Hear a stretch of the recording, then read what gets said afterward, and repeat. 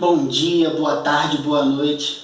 Eu sei que o cenário que a gente está vivendo é muito complicado, não só no Brasil, mas no mundo todo.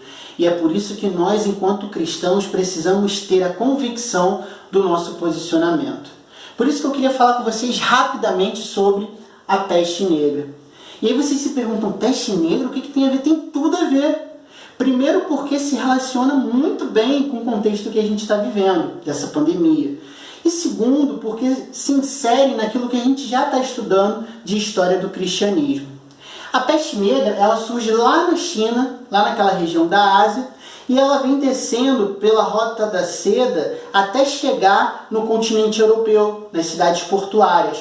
Como a doença era transmitida pela pulga que estava no rato, esses ratos facilmente se espalham pela Europa como um todo. Ainda mais naquela época que o saneamento básico era muito ruim mesmo. Rapidamente, as pessoas vão ficando doentes, vão contraindo a doença e estima-se que 200 milhões de pessoas morreram em virtude dessa doença. Praticamente 1/3 da Europa, alguns falam até metade da Europa como um todo morreu. Mas muito mais importante do que entender como que foi a doença, mais ou menos ali no ano de 1350, é compreender a relação que a igreja teve nesse período. A atuação que a igreja, que os cristãos tiveram nesse período. E já adianto, foi terrível, foi horrível por várias razões. Uma das razões que a gente pode destacar é o fato de que a igreja procurou um culpado. Procurou um bode expiatório e encontrou nas minorias dos judeus e dos leprosos uma pessoa em que culpar. Então, por exemplo, os judeus eram acusados de terem contaminado as águas por inveja dos cristãos e disseminado a doença pelo continente todo. A segunda posição muito ruim que a igreja tomou foi no sentido de interpretar de forma desequilibrada aquele problema de saúde que afetava toda a população.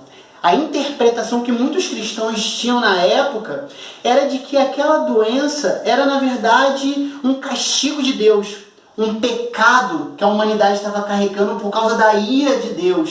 E aí, para poder se livrarem da doença, se livrarem daquele pecado, eles se autoflagelavam para tentar se curar. Uma interpretação completamente errônea, completamente equivocada em relação àquilo que a Bíblia ensina.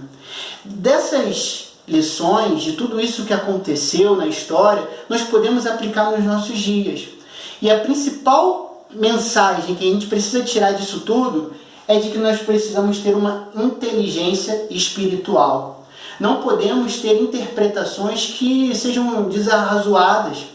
Precisamos ser coerentes, equilibrados e ponderados em relação a essa pandemia que a gente está enfrentando.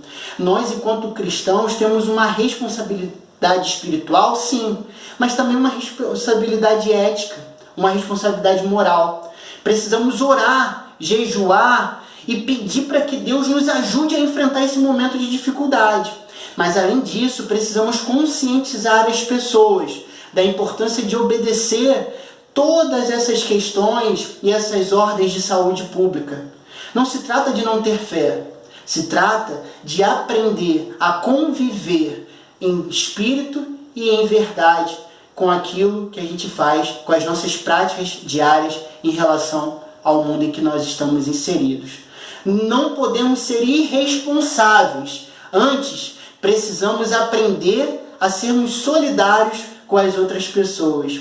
Isso é muito importante, porque não é um vírus ou uma bactéria que vai determinar aquilo que somos ou não somos, mas principalmente as nossas atitudes no meio que a gente está inserido.